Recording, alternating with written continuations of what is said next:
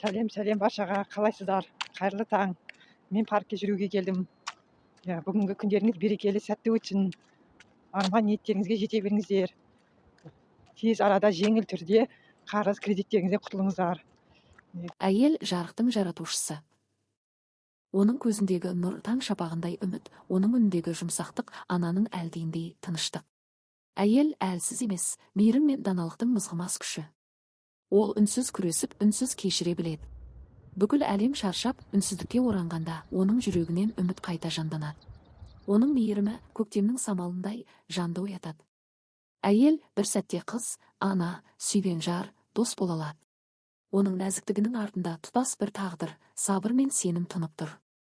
Әйел өмірге әр береді. Ол бар жерде жылулық бар. Ол бар жерде тыныштық бар. Ол бар жерде үйдің шырағы сөнбейді.